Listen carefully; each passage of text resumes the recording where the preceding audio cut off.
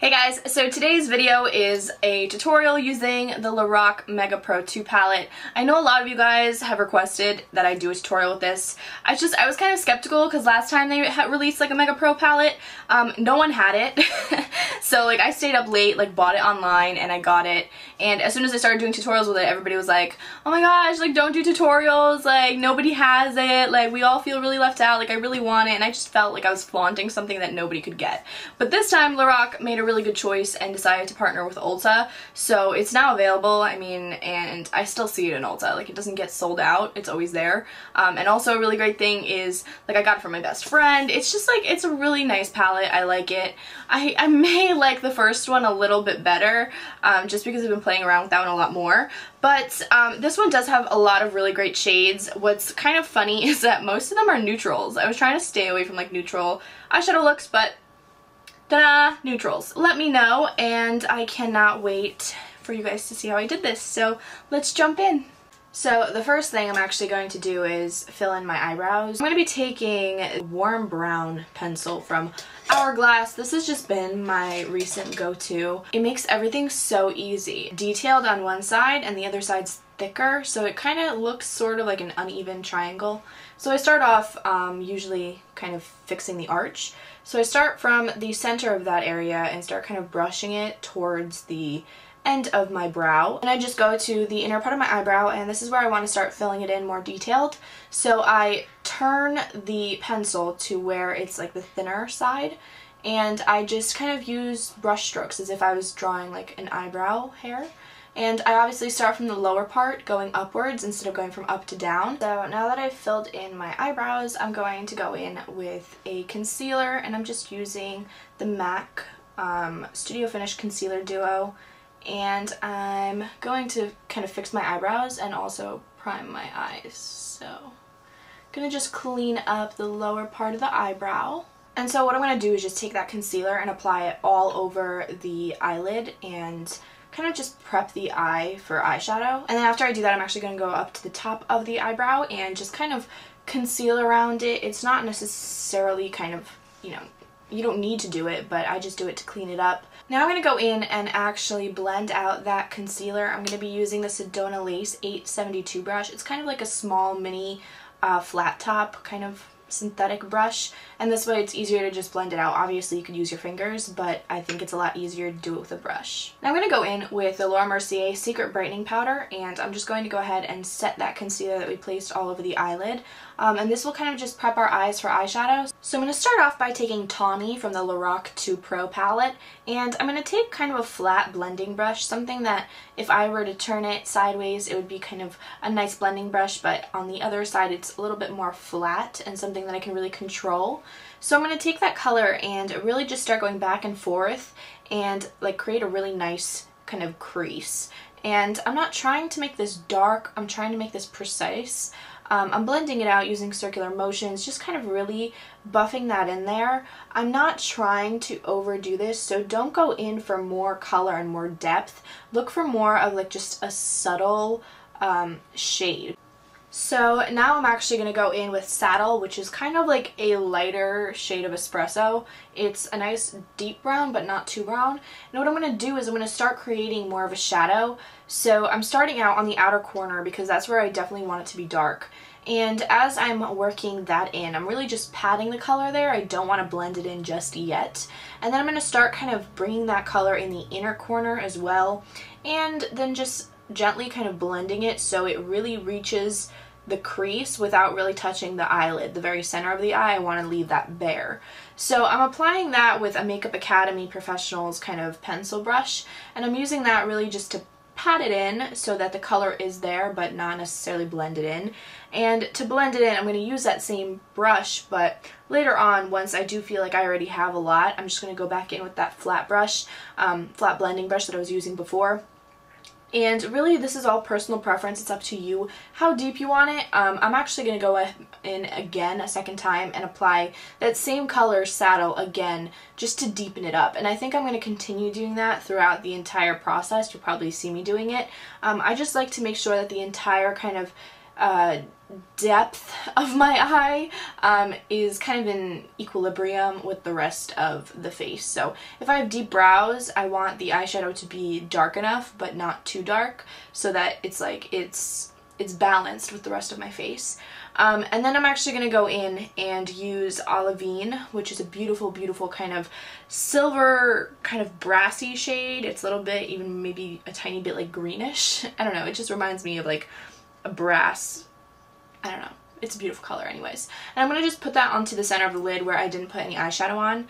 And then I'm going to go in and actually use MAC Fix Plus and spray that onto a brush that I already put Seashell on. Seashell is a really beautiful color. It has a really nice iridescence to it. So after you apply Fix Plus, it actually makes it even more kind of shimmery and shiny and beautiful, and it really just catches the light beautifully. So that's what I'm going to do and apply right on top of that Olivine shade. So it's not covering up Olivine, but it is just kind of creating like another color on top of that, and it's really, really beautiful.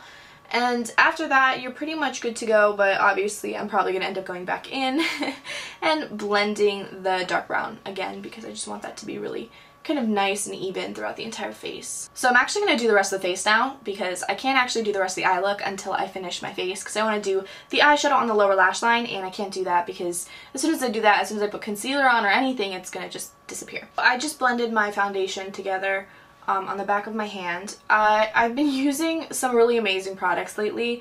The Cover FX custom cover drops have been my obsession lately. Now, I think I'm going to be doing a separate video on how I do this foundation, because it has literally saved my life. Now I'm going to grab my NARS Creamy Concealer and just apply that right underneath my eyes. I haven't been too obsessed with like highlighting my entire under eye, so I've just been using this on its own and just kind of blending it in. Now I'm going to take my Laura Mercier Secret Setting Powder, or Secret Brightening Powder, whatever it's called, and apply that right underneath me. Right underneath me eye. Well, I'm a pirate now. Right underneath my eye. Now normally I would put something like saddle underneath my eye just to make sure that it's kind of even all around. But for some reason I'm getting like the urge to take Forest, which is kind of a deep green.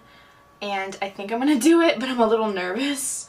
So I'm going to take a little bit and let's get to it. Now I'm going to just go ahead and use a nice kind of focused pencil brush and just kind of bring that Forest shade onto my lower lash line, and I'm really going to buff that in as much as I can, lightly at first because I was kind of nervous to apply it, but then I'm just going to go back and forth, whether it's a blending brush like the one that I was using before, or you can even go in with something a little smaller, a little bit more focused. Now once I've already gotten it blended out, I actually wanted to go in with something that would kind of dull it out, so I ended up using Tawny, that same shade we used up in the crease, and that will help just kind of blend it and create a little bit more of a transition so that when you're looking at it, it's not super duper harsh. So now I'm actually going to go with the Lancome Drama Liquid Pencil in Lumiere, and it's basically a silver, and I'm going to apply it on my lower lash line because the silver really is going to look nice with that color that I use in the center of my lid. And I'm just going to buff that in. Alright, so I'm actually going to go ahead and curl my lashes. I'm using the Tarte eyelash curler. I recently picked this up and I'm so excited because I'm actually really liking it. I'm just going to go in with the LORAC Pro Plus Fiber mascara. I've never used this before, so it was a first impression. I'm actually really impressed. It voluminized. It made my lashes so much more voluminous. So I definitely like that. It's really, really black. I like that too. I did find that it does get a little clumpy after a certain point, but that certain point is actually longer, like further away than other mascaras, so I did really like it. The Red Cherry 217s are my favorite. They are very kind of full, but they are a very kind of thin lash. So you see the darkness and you see the lashes and they're like everywhere, but there's not too much clumpiness, so there's not a lot of darkness. You can always make them darker by just adding mascara, honestly, but I really love them. They're kind of like the best eyelash I've ever had. I didn't want to do too much contouring, so I used Hula's bronzer. I feel like it's a really light shade, especially for us pale people. It helps really kind of just add some color to your face without making you look like orange or really kind of sculpt it out. After that, I actually went in with a blush, and that was my current favorite. Again, another thing I just recently bought from Tarte's website, and it's called Exposed. This one is so beautiful. Actually, wait, no, this is not the one I bought off of the website. The website I bought one, I think it was called Blissful or something like that, but this one, Exposed, I got in my goodie bag for my BeautyCon thing, and it is so beautiful. Then after that, I decided to go in with IT Cosmetics CC Radiance Ombre Blush in Sugar Plum, and I started using the ombre side, the really light side, as a highlight, and I really, really like it, but little did I know, I think that the really light shade is literally just a spray over. I'm not sure what is going on, but it's gone after I go in and use my brush on it, so I'm pretty sure it's just a spray over, so it's probably not intended as a highlight, so I wouldn't buy it if you're looking for a highlight.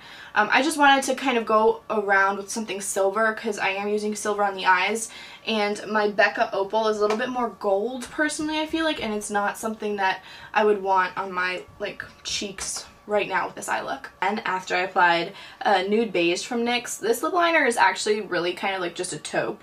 It is super like bland. It's something that is really hard to pull off, but when you can, it depends on the eye look too. Like if you're wearing the same color on your eye look, you can make it like really kind of a monotone thing. But I really like this one. I feel like it's so hard to pull off, so then I went back in with the NYX Slide On Glide On Sugar Glass lip liner, and this one's a lot more creamy, and it just made the lip a little bit more bearable for me. It was just a tad bit too drying, and I couldn't handle it too well. So thank you so much for watching. I hope you enjoyed the video. I know it's like super taupey and stuff, but I really love taupe. I think it's such like a fall kind of November shade. But I hope you enjoyed it. Don't forget to subscribe and give this video a giant like. Comment below and tell me what other kind of colors you want me to use from this palette, because I feel like if you let me know what colors you want, I can focus around that. Because when I look at it right now, I'm just thinking like neutral, neutral, neutral, and I'm like, oh no. So give me a color that you really want me to use, and then I'll do it for you. So let a girl know. I cannot wait to see you guys in my next video. Bye!